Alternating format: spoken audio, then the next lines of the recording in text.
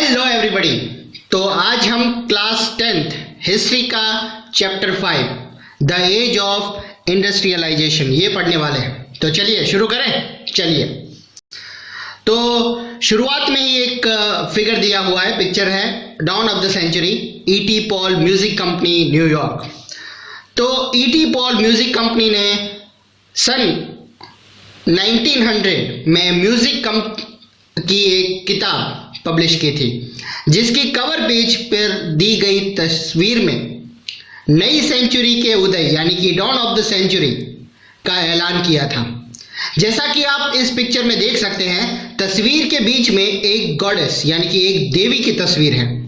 ये गॉडेस के हाथ में नई सेंचुरी की फ्लैग लिए एंजल ऑफ प्रोग्रेस यानी कि प्रोग्रेस का फरिश्ता वो दिखाई दे रही है। उसका एक पांव पंखों वाले व्हील पर टिका हुआ है। यह व्हील समय यानी कि टाइम का सिंबल है। उसकी उड़ान फ्यूचर की ओर है और उसके पीछे प्रोग्रेस के साइन तैर रहे हैं, जैसे कि railway, camera, machines, printing press और फैक्ट्रीज। तो मशीन और टेक्नोलॉजी का ये ग्लोरिफिकेशन एक नई तस्वीर में और भी ज्यादा क्लियर दिखाई दे सकता है। ये तस्वीर एक ट्रेड मैगजीन के पन्ने पर 100 साल से भी पहले छपी हुई थी। इस तस्वीर में दो जादूगर दिखाई दे रहे हैं। ऊपर वाले हिस्से में ओरिएंट का अलादीन, जिसने अपने जादुई चिराग को रगड़कर एक भव्य महल का निर्माण किया है। नीचे एक मॉडर्न मैकेनिक है जो अपने मॉडर्न औजारों से एक नया जादू रचा रहा है। वो पुल, पानी के जहाज, टावर्स और हाई राइज बिल्डिंग्स बनाता है। अलादीन ईस्ट और पास्ट का सिंबल है, लेकिन मैकेनिक वेस्ट और मॉडर्निटी का सिंबल है। तो ये तस्वीरें मॉडर्न वर्ल्ड की विजय गाथा कहती हैं। इस गाथा में modern world rapid technological changes और इनोवेशन, मशीन्स और फैक्ट्रीज, रेलवे और स्टीम शिप की दुनिया के रूप में दर्शाया गया है। इसमें इंडस्ट्रियलाइजेशन की हिस्ट्री डेवलपमेंट की कहानी के रूप में सामने आता है और मॉडर्न एज टेक्नोलॉजिकल प्रोग्रेस के वंडरफुल टाइम के रूप में दिखाई देता है। अब ये इमेजेस और ये एसोसिएशंस लोकमानस का हिस्सा कैसे बन चुके हैं? क्या आप भी तेज इंडस्ट्रियलाइजेशन को प्रोग्रेस और मॉडर्निटी के टाइम के रूप में नहीं देखते? क्या आपको नहीं लगता कि रेलवे और फैक्ट्रीज का निर्माण और हाई राइज बिल्डिंग्स और ब्रिजेस का एक्सपेंशन सोसाइटी के डेवलपमेंट का ही साइन होता है? सोचिए, ये इमेजेस किस प्रकार डेवलप हुई है? इन विचारों से हमारा क्या रिलेशन है? क्या इंडस्ट्रियलाइजेशन के लिए रैपिड टेक्नोलॉजिकल डेवलपमेंट हमेशा जरूरी होता है? क्या आज भी हम तमाम तरह के कामों में जो डे बाय डे बढ़ते मैकेनाइजेशन का गुणगान गा सकते हैं? इंडस्ट्रियलाइजेशन से लोगों की जिंदगी पर क्या असर पड़ा है? ऐसे सवालों का जवाब देने के लिए हमें इंडस्ट्रियलाइजेशन की हिस्ट्री को समझना पड़ेगा। इस चैप्टर में हम यही हिस्ट्री को पढ़ने वाले हैं। यहाँ हम दुनिया के पहले industrial nation Britain, the great Britain, और उसके बाद इंडिया में इंडस्ट्रियलाइजेशन का डिस्कशन करेंगे, जहाँ इंडस्ट्रियल चेंजेस का पैटर्न कॉलोनियल रूल से ही तय हो रहा था। तो फिगर 2 में आप देख सकते हैं कि दो जादूगर इनलैंड प्रिंटर्स में प्रकाशित हुआ था। ये दिखाया गया था, पब्लिश हुआ था 26 जनवरी को 1901 में। तो पहला पॉइंट पढ़ते हैं, इंडस्ट्रियल रिवॉल्यूशन से पहले यानी कि before the industrial revolution.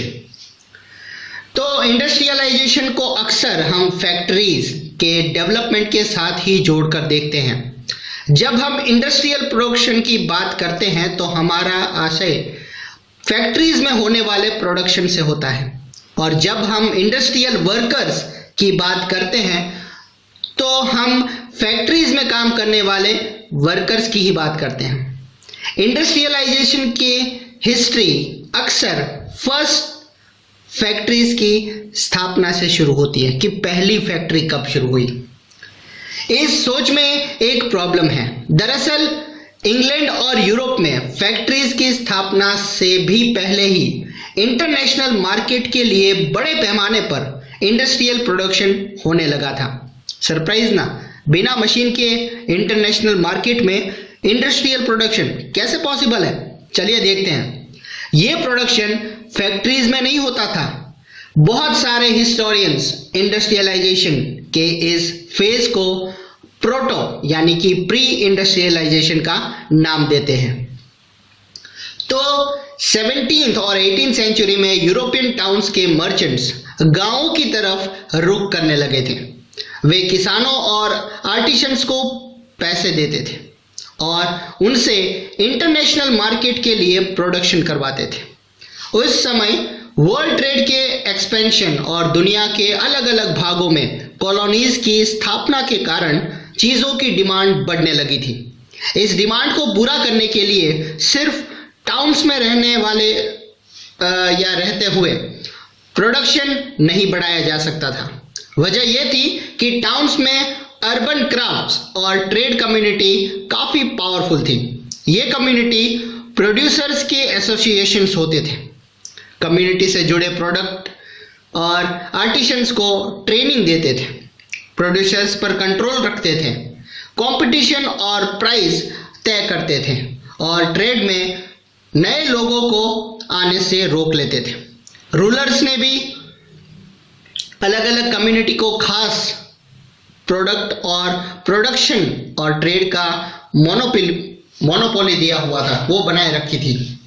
As a result new merchant towns में बिजनेस नहीं कर सकते थे। जो नए व्यापारी थे वो शहर में बिजनेस नहीं कर सकते थे, इसलिए वो गांव की तरफ जाने लगे।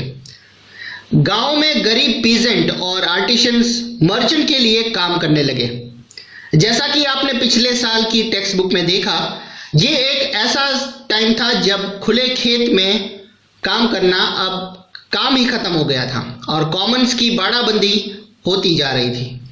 अब तक अपनी रोजी रोटी के लिए कॉमन लैंड्स में फायरवुड, बेरिया, सब्जियां, है यानी कि सूखी घास यानी कि भूसा और चारा, ये सारी चीज़ें कलेक्ट कर काम चलाने वाले छोटे किसान कॉटेजर्स और गरीब किसान यानी कि पुअर पीजेंट्स इनकम के न्यू सोर्स ढूंढ रहे थे। बहुतों के पास तो छोटे मोटे खेत थे, लेकिन उनके घर के सारे लोगों का पेट भरने के लिए काफ़ी नहीं था। इसलिए जब मर्चेंट्स वहां आए और उन्होंने माल पैदा करने के लिए एडवांस रकम दी तो किसान फौरन तैयार हो गए।